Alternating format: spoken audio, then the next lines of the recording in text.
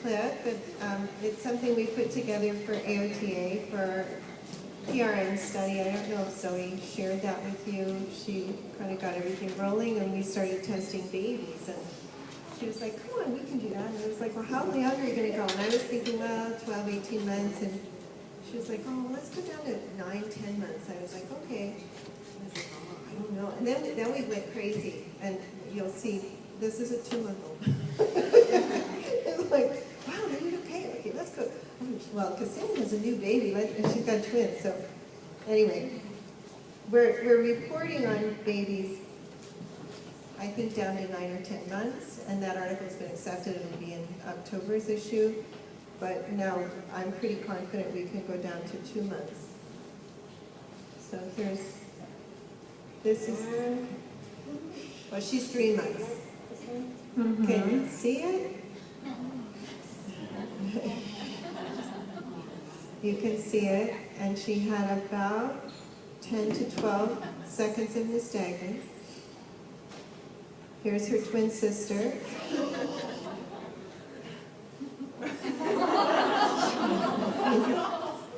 Kind of made her sleepy.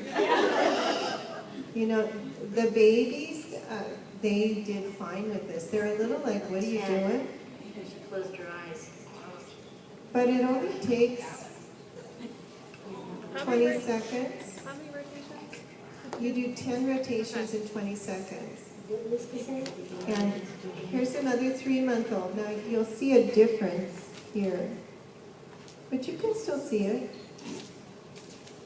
You know, he has these little flickers, and he's like, Mom, what's up? All right, here's the same, that's the first baby, the little Ryan. And there's Kennedy. So you see, at 12 months, that's the first baby. You know, of course, it's kind of fabricated because we're saying, Ryan, look at the camera, which you typically wouldn't do. And she didn't want to be held still, but once I sang, she did fine. So now, here's another little girl, you could, at 4.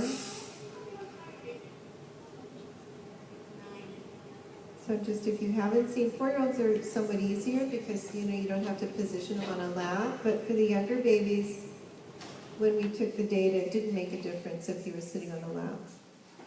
So look at how little this baby has. So also there were, you know, this was like a mom's group, right? We were just going and testing babies. Like, let's see if we can spin all these babies. It was so fun. Do you see any? Do you see the difference when you see it really profoundly and you don't see it? So when it's not emerging, you go, whoa, and then you start to say, well, what else is going on? And this little girl actually, we had her in a lot of films. She's gorgeous. Her mom's an OT, and I ended up doing the SIFT on her, and she's gravitation insecure, and she had a vestibular problem that emerged on the SIFT, and she's in treatment now, and she's doing quite well. But this was before her mom even had any thought about taking her into OT, and my friend Mary and my daughter who were doing this, they said, you know, she doesn't have much nystagmus. I'm like, well, and she W-sits, and she's scared to climb on stuff. It's remarkably predictive. This, do you see how irregular the nystagmus is? It's not rhythmic, it's not going in a consistent direction. You see he looks a little like annoyed or distressed or something. And his play skills were unusual in this play group. This boy also, he was only 3, but quite irregular nystagmus. His duration was okay, but we don't know. We were just, this was a mom's group, bring your kid, we're spinning him, and then they, same boy. All right, good to see them. Any comments, questions? No? You're good? Yeah, so we're spinning everybody now. And the nice thing is that we have data now to show that what's normal is 10 seconds. That's what's normal. Okay, so and it's normal across all age groups that we can find. All right, so we think maybe it's a little less in younger ones, a little more in older, you 10 seconds plus or minus 3, that's your school age child, and probably 9 seconds plus or minus 3 in babies, and then about 11. You know, like the variability is quite small, a little bit more in older, but really, if you start seeing, if I start seeing 5, 6 seconds, that's too little. And if I start seeing 14, 15 seconds, that's too much. I mean, this is like, it's 10 seconds, plus or minus a few, and that's what you want. And if it's any deviates from that, that's a problem. It seems like you stop counting once they blink and they're trying to direct themselves, but it looks like it continues after they blink. Sometimes after they blink, if it's in the same direction and they're going, but usually after they blink and look up at you, then they might have random eye movements, but usually it's, well, when it's normal, it's kind of distinctive when it stops, because it stops and they look at you and they say it stopped. You know? The kids that have the random eye movements, or you're kind of wondering what they're doing, that child that had that look on his face, that's not normal.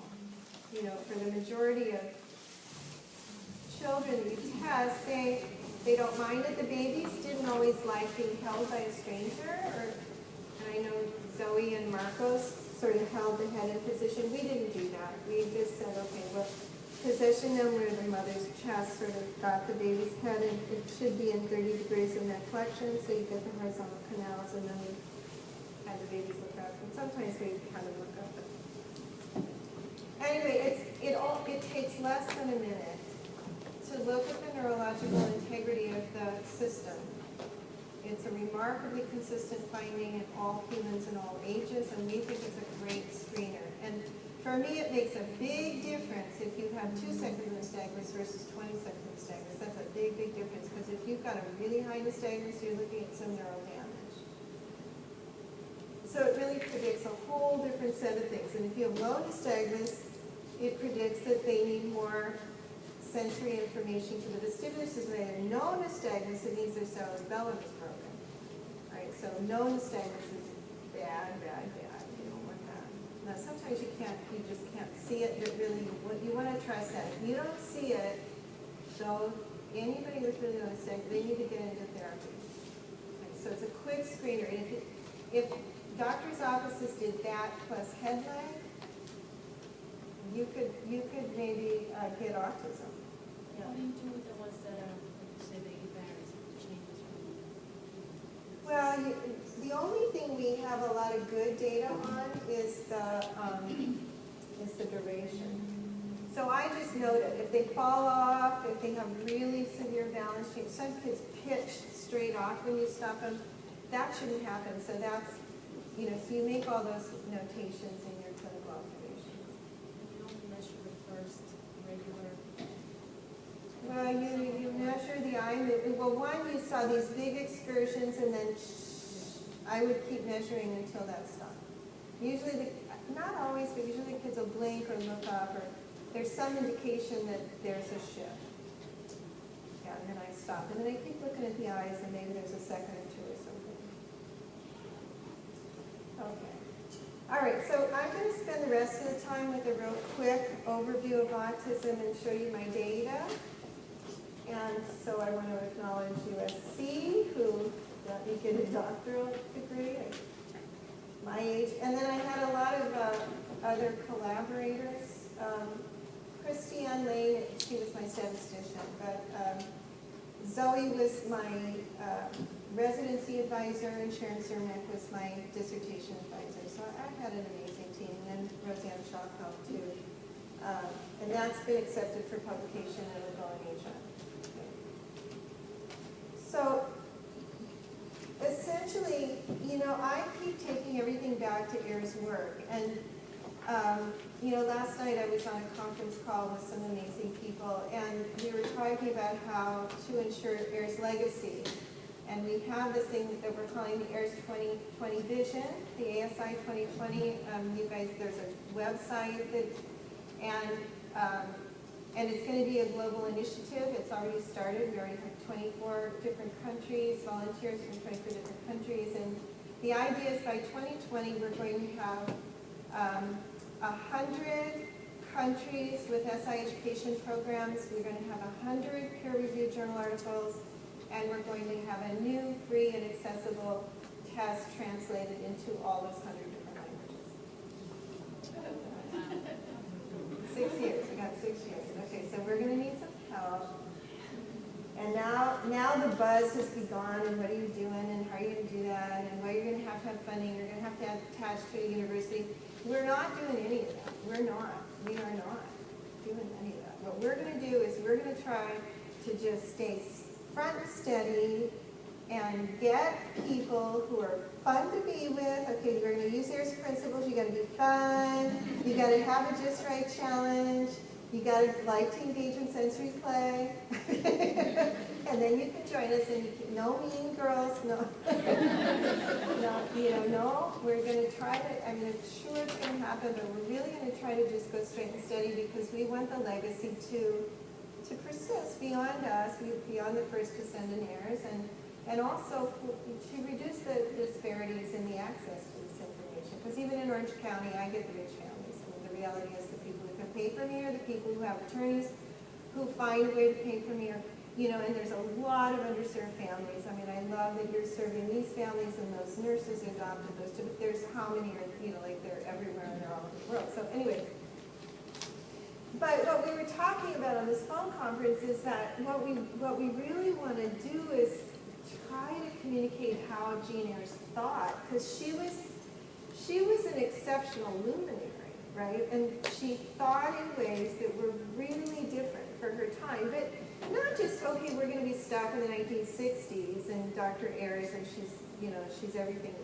But she offered us a very unique perspective to view where I can tell you, just play with that poor boy, because he's having a hard time, and forget your goals for now, and don't make it too hard, and let them play, and immerse their body in play, and trust the process. And she was always telling us, she had all this science in her brain, and all these questions, but then she trusted that the human organism wants to self-actualize, really. I mean, that was her language. But anyway, she designed this SI process, right? And she applied it to autism. She applied it to adults with DD, to children, to babies. She applied it in all those ways. And somehow, because of the SIP, I think, where people said, oh, SI is just for children in school age with learning difficulties and not any of these other things. And I think that was really sort of not ever what she intended. But in OT, if we look at pediatrics, most OTs are saying that they're doing SI, and almost everybody working with autism is saying they're doing SI, and I know for sure they're not all trained in SI. So we think they should get more training like that. I think this has been one of the most exciting things to come out. I've been told it's not research, but the Autism Speaks did an enormous survey. I think, what did they have? 34,000 families have reported and said, which of the following therapies work best for their child, and they were rank ordered, and OT was 39%. Okay, and I just listed the next four, which is speech 27%, ABA 15%, social skills 8%. Those are, AB's half. They don't love, they don't love ABA half, like less than half of what they love OT. So I don't know how much research they have. Consumer confidence. What the families are seeking services in OT and speech is very meaningful, because it means that that's making a difference. And now we know that in the DSM-5 you have that characteristic of atypical sensory reactivity, and you hear me trying to change my language. I'm changing all the reports. I'm going to use this language because I want people to know what I'm talking about, and I want to point back. Not that everybody I treat has autism, but I want to be able to communicate in the language, and certainly sensitivity, responsiveness, they all kind of mean the same thing. So reactivity, I'm happy to use that term. Okay. And the prevalence estimates are 80 to 100%. So if we look at most of these studies, and I just have, I'll send this to you too, so you don't need to worry about copying it all down. Just listen, because I'm going at the speed of light, right?